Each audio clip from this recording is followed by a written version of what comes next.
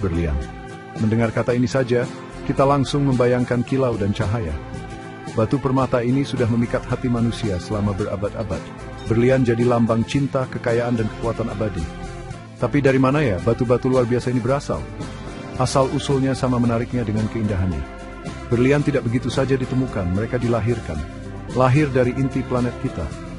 Perjalanan ke dunia berlian ini mengungkap cerita tentang kekuatan dahsyat dan perubahan yang luar biasa. Ini adalah kisah kekuatan alam, rahasia yang tersimpan jauh di dalam bumi selama ribuan tahun, menunggu untuk kita temukan dan kagumi. Kilauannya telah mendorong ekspedisi dan menginspirasi banyak legenda. Raja dan ratu menghiasi diri mereka dengan kristal-kristal berkilau ini. Para seniman berusaha menangkap permainan cahayanya yang unik. Tapi, meskipun kita sudah akrab dengannya, kisah nyata penciptaannya sering terlewatkan. Ini adalah cerita yang dimulai jauh di bawah kaki kita. Terjadi dalam kondisi yang sulit kita bayangkan. Perjalanan sebuah berlian butuh waktu sangat lama dan melewati drama geologi yang hebat. Memahami perjalanan ini menambah misteri dan membuat kita makin menghargai keajaiban alam ini. Permata luar biasa ini lebih dari sekadar batu cantik. Mereka adalah jendela kecil ke masa lalu bumi yang sangat dalam. Setiap sisinya bisa menceritakan proses purba. Proses yang membentuk dunia kita jauh sebelum manusia ada. Syarat terbentuknya sangat khusus. Hampir ekstrem. Ini membuat setiap berlian jadi keajaiban kecil yang tersembunyi planet kita. Kita kagum pada kekerasannya, kejernihannya, kilaunya. Tapi keajaiban sesungguhnya ada pada perjalanan luar biasa mereka untuk sampai ke kita. Dari kedalaman yang gelap ke permukaan yang terang. Dalam penjelajahan ini, kita akan menggali rahasia pembentukan berlian. Kita akan mengungkap kondisi luar biasa yang dibutuhkan karbon untuk berubah jadi permata paling berharga ini. Kita akan ikuti jalur bergejolak mereka dari mantel bumi ke tembang tempat mereka ditemukan. Ini adalah kisah tentang api dan tekanan, tentang waktu dan kesempatan. Sebuah cerita yang menunjukkan keindahan alam yang luar biasa, kuat dan dahsyat. Bersiaplah sekalian cantik babik dalam berkilau ini, hadiri perut bumi. Berlian tidak terbentuk di permukaan bumi. Mereka lahir jauh di dalam sana. Bayangkan sebuah tempat jauh di bawah tanah, tempat kita berpijak. Sekitar 150 sampai 200 km dalamnya. Daerah ini disebut mantel atas bumi. Di sini kondisinya beda banget sama yang kita alami di permukaan. Ini adalah dunia dengan panas yang tak terbayangkan. Suhunya mencapai 900 sampai 1300 derajat Celcius. Panas yang luar biasa ini adalah bahan penting dalam resep pembuatan berlian. Tanpanya, perubahan yang dibutuhkan tidak akan terjadi. Tapi panas saja tidak cukup. Ada faktor penting lainnya, tekanan yang sangat besar. Berat semua batuan di atasnya menekan ke bawah dengan kekuatan luar biasa. Kita bicara soal tekanan sekitar 45 sampai 60 kilobar. Itu sekitar 50.000 kali tekanan udara yang kita rasakan di permukaan laut. Sulit banget membayangkan kekuatan sebesar itu. Tekanan ekstrem inilah yang memaksa atom karbon membentuk susunan yang sangat khusus dan kuat. Kombinasi panas membara dan tekanan dahsyat inilah yang menciptakan lingkungan sempurna, tempat peleburan bagi berlian untuk terbentuk. Zona khusus di mantel atas ini kadang disebut zona stabilitas berlian. Hanya di rentang kedalaman, suhu, dan tekanan yang sempit inilah, karbon bisa mengkristal jadi berlian. Kalau kondisinya kurang pas, karbon malah akan jadi grafit. Grafit itu bahan lunak berwarna abu-abu yang ada di pensil. Sama seperti berlian, grafit juga terbuat dari karbon. Tapi cara atom-atomnya tersusun sangat berbeda. Perbedaan ini sepenuhnya karena lingkungan tempat ia terbentuk. Beda jauh dengan tempat lahir sepupunya yang berkilau itu. Bayangkan lingkungan di dalam bumi ini seperti laboratorium alami bertekanan dan bersuhu tinggi. Disinilah bahan dasar pembentuk berlian ditempa. Bahan bakunya ada, energinya melimpah, kekuatannya raksasa. Selama rentang waktu geologi yang sangat panjang, kondisi ini melakukan keajaibannya. Perlahan dengan sabar, bumi memasak dan memeras. Proses ini tidak cepat. Butuh jutaan, kadang miliaran tahun bagi kristal berharga ini untuk tumbuh atom demi atom di jantung planet kita yang gelap dan membara.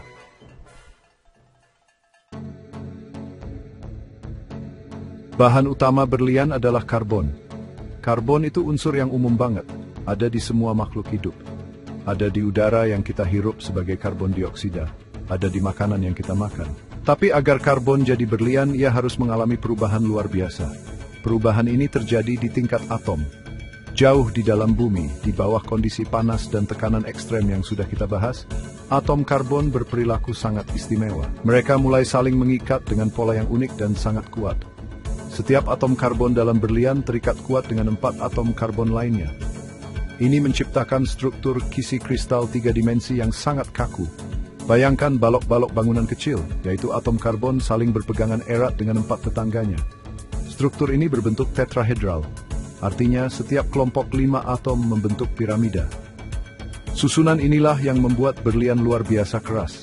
Faktanya, berlian adalah zat alami paling keras yang diketahui di bumi. Kekuatan luar biasa ini adalah hasil langsung dari cara atom karbonnya terkunci bersama. Tarian atom ini adalah proses yang lambat dan teliti. Atom karbon harus saling menemukan di mantel bumi. Lalu mereka harus menyusun diri dalam pola yang tepat dan berulang ini. Ini tidak bisa terjadi di sembarang tempat. Sumber karbon ini bisa bermacam-macam. Sebagian mungkin sudah ada sejak bumi terbentuk. Karbon lain mungkin terbawa dari permukaan. Ini bisa terjadi melalui proses subduksi, di mana lempeng samudra tenggelam di bawah lempeng benua, membawa material kaya karbon jauh ke dalam mantel. Karbon daur ulang ini kemudian tersedia untuk pembentukan berlian. Jadi meskipun karbon melimpah, kondisi yang dibutuhkan untuk memaksanya menjadi struktur berlian sangatlah langka. Grafit, seperti yang sudah kita sebutkan, juga karbon murni. Tapi pada grafit, atom karbon tersusun dalam lapisan-lapisan datar.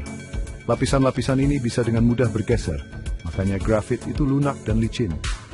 Tekanan besar di zona stabilitas berlian mencegah terbentuknya lapisan ini. Sebaliknya, tekanan itu memaksa atom karbon ke dalam ikatan tetrahedral yang kuat dan padat, menciptakan permata berharga yang kita kagumi. Peran tekanan dalam pembentukan berlian sangatlah penting. Tekanan adalah kekuatan penentunya. Panas memberi energi agar atom bergerak dan berikatan. Tapi tekananlah yang menentukan bagaimana mereka berikatan. Bayangkan kita mencoba memasukkan kelereng ke dalam kotak serapat mungkin. Kita akan menggoyangkan kotak itu dan menekan kelerengnya. Mantel bumi melakukan hal serupa pada atom karbon. Berat batuan di atasnya yang tebalnya ratusan kilometer menciptakan tekanan yang hampir tak bisa kita bayangkan sehari-hari. Tekanan terus-menerus tanpa henti ini sangat penting untuk membentuk struktur berlian. Tekanan hebat ini memaksa atom karbon jadi lebih rapat daripada biasanya. Dalam keadaan sangat padat ini, cara paling stabil bagi mereka untuk tersusun adalah dalam kisi tetrahedral berlian. Struktur ini memperkecil ruang yang ditempati atom karbon di bawah tekanan ekstrem seperti itu. Ini cara alam mencapai kepadatan dan kestabilan maksimum di lingkungan bertekanan tinggi. Tanpa tekanan raksasa ini, karbon akan dengan senang hati membentuk struktur grafit yang kurang padat, bahkan pada suhu tinggi. Tekanan benar-benar jadi dirijen utama simfoni atom ini, memastikan setiap atom memainkan perannya dengan sempurna. Anggap saja ini seperti alat penjepit geologis. Makin dalam kita masuk ke bumi, makin besar tekanannya. Zona stabilitas berlian adalah titik yang paling pas. Kalau tekanannya terlalu rendah, meskipun panas dan karbonnya cukup, berlian tidak akan terbentuk. Kalau kondisinya berubah-ubah di luar zona ini, berlian yang sudah ada bahkan bisa berubah kembali jadi grafit, kehilangan struktur berharganya. Keseimbangan tipis ini menunjukkan betapa spesifiknya persyaratan yang dibutuhkan. Ini bukti kondisi geologis presisi yang harus dipenuhi dan dijaga agar berlian bisa mengkristal secara permanen. Skala waktu yang terlibat juga penting. Tekanan ini harus bertahan sangat lama. Pertumbuhan berlian bukan kejadian instan. Bisa butuh beberapa juta sampai lebih dari 3 miliar tahun bagi berlian untuk terbentuk dan tumbuh hingga ukuran yang terlihat. Selama rentang waktu yang sangat lama ini, atom karbon perlahan terkunci pada tempatnya. Lapis demi lapis di bawah cengkeraman tekanan mantel yang tak kenal ampun. Kristalisasi yang lambat dan sabar ini berkontribusi pada kemurnian dan kesempurnaan yang sering terlihat pada berlian berkualitas tinggi. Ini adalah proses yang menuntut kekuatan besar dan kesabaran geologis. Bagian 5, kereta cepat vulkanik, perjalanan menuju cahaya. Nah, berlian-berlian luar biasa ini terbentuk jauh di dalam bumi. Tapi bagaimana caranya mereka sampai ke permukaan tempat kita bisa menemukannya? Mereka tidak bisa begitu saja naik sendiri. Mereka butuh cara transportasi yang sangat khusus dan dahsyat. Transportasi ini datang dalam bentuk letusan gunung berapi yang langka dan kuat. Ini bukan letusan lava yang mengalir lambat seperti yang biasa kita lihat dari beberapa gunung berapi. Ini adalah peristiwa ledakan, berasal jauh lebih dalam di bumi daripada kebanyakan aktivitas vulkanik lainnya. Mereka bekerja seperti lift super cepat dari mantel ke permukaan. Letusan ini diperkirakan sangat cepat. Para ilmuwan percaya magma, batuan cair yang membawa berlian, bergerak dari mantel ke permukaan hanya dalam hitungan jam, atau paling lama beberapa hari. Kecepatan ini sangat penting. Kalau perjalanannya terlalu lambat, berlian akan terkena perubahan suhu dan tekanan di luar zona stabilitasnya.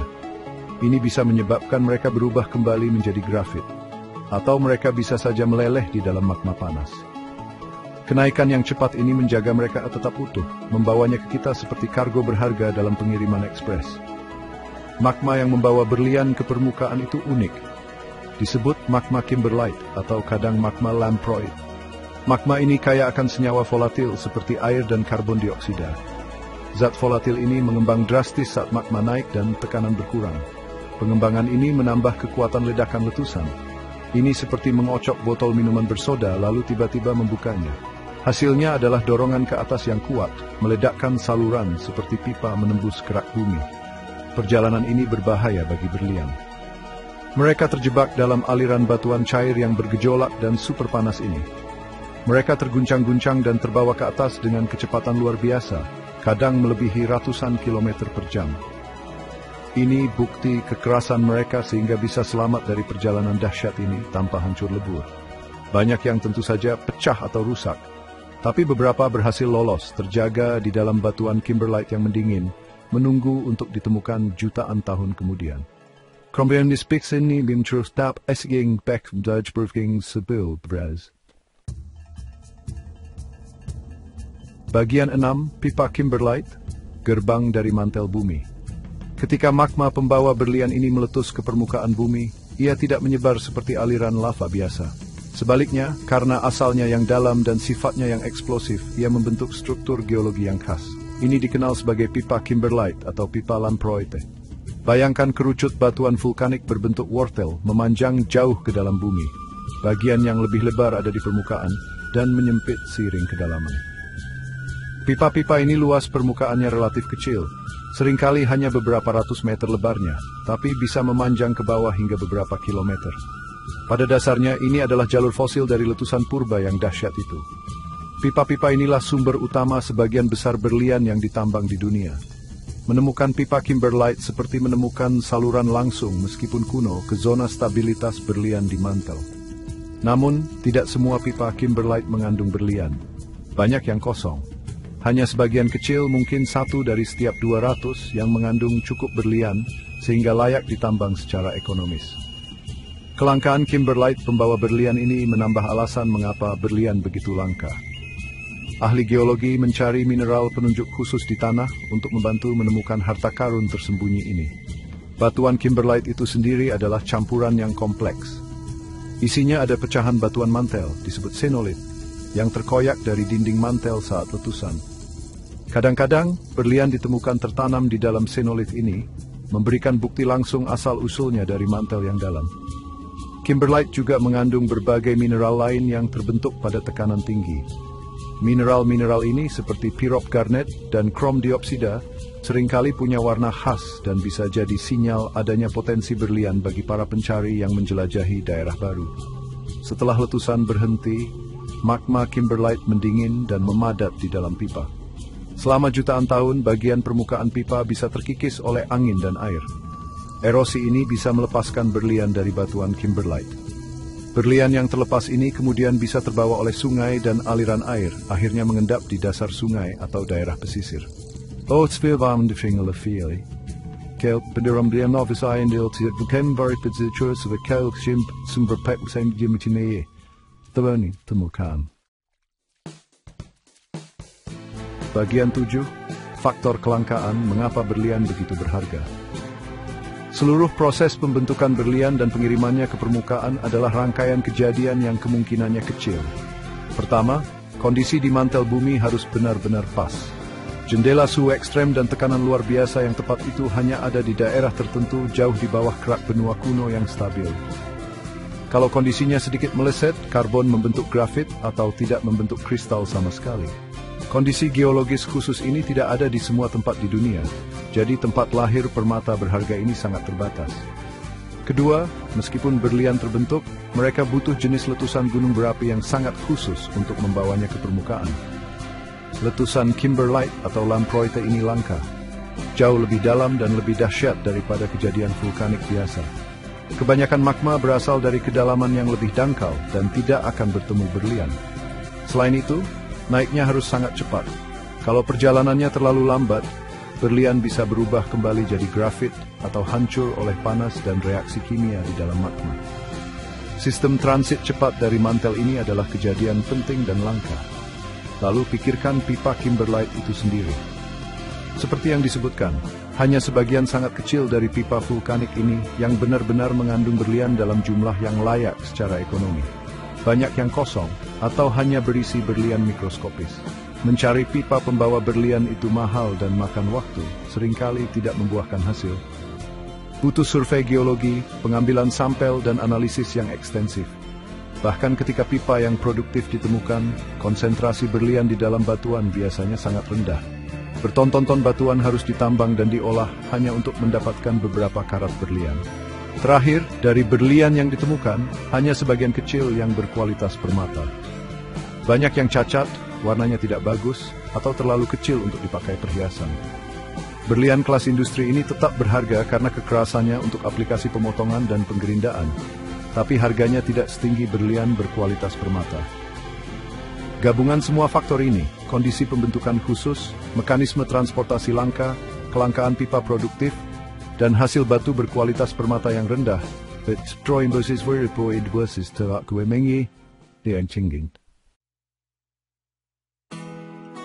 Bagian 8 lebih dari sekadar kilau, arti penting berlian yang abadi. Selain keindahannya yang memukau dan statusnya sebagai lambang kekayaan dan cinta, berlian punya arti yang lebih dalam. Intinya, mereka adalah pembawa pesan dari perut bumi. Mempelajari berlian dan inklusi yang sering terperangkap di dalamnya, memberi ilmuwan informasi berharga tentang kondisi dan proses yang terjadi jauh di bawah permukaan planet kita. Inklusi mineral kecil ini yang terjaga di dalam berlian super keras, seperti kapsul waktu. Mereka memberi petunjuk tentang komposisi mantel bumi, daerah yang tidak bisa dipelajari secara langsung. Nilai ilmiah ini menambah dimensi lain pada pentingnya berlian. Permata luar biasa ini juga menceritakan sejarah kuno bumi. Berlian tertua berusia miliaran tahun, beberapa bahkan lebih dari 3 miliar tahun. Artinya mereka terbentuk pada tahap-tahap paling awal perkembangan planet kita. Dengan mempelajari kristal kuno ini, ahli geologi bisa belajar tentang mantel awal bumi, pembentukan benua, dan evolusi planet kita selama rentang waktu geologi yang sangat panjang. Setiap berlian membawa sepotong warisan planet ini, saksi bisu masa lalu bumi yang panjang dan dinamis, menawarkan wawasan yang tidak bisa diberikan oleh batuan di permukaan. Sifat fisik unik berlian, terutama kekerasannya yang ekstrem, juga memberinya arti penting industri yang signifikan. Meskipun kita sering mengaitkan berlian dengan perhiasan, sebagian besar berlian yang ditambang digunakan untuk keperluan industri. Mereka penting dalam alat potong, gerinda, dan bor untuk berbagai macam bahan, dari batu dan logam hingga keramik dan kaca. Kemampuan mereka menahan kondisi ekstrem juga membuat mereka berharga dalam aplikasi ilmiah dan teknologi tertentu, seperti pada jendela khusus untuk laser atau sebagai komponen dalam eksperimen bertekanan tinggi, mendorong batas penelitian dan manufaktur. Karena itu, daya tarik berlian jauh melampaui kilaunya. Mereka menghubungkan kita dengan kekuatan dahsyat yang membentuk planet kita. Mereka menyediakan jendela ke alam bumi yang dalam dan tak terlihat. Mereka adalah alat yang mendorong kemajuan teknologi. Perjalanan mereka dari mantel yang membara ke etalas toko perhiasan atau ke ujung alat potong adalah bukti kekuatan luar biasa dan proses alam yang rumit.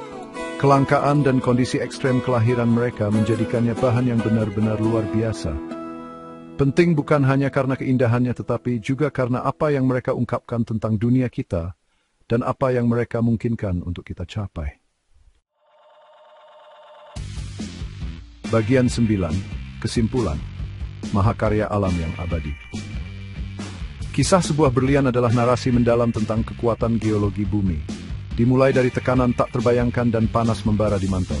Di sini, atom karbon sederhana dipaksa masuk ke dalam struktur kristal yang luar biasa.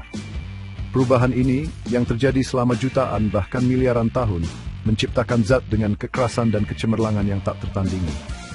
Ini adalah proses yang lambat dan teliti, diatur oleh hukum fisika dan kimia yang presisi, jauh di dalam tungku tersembunyi planet kita.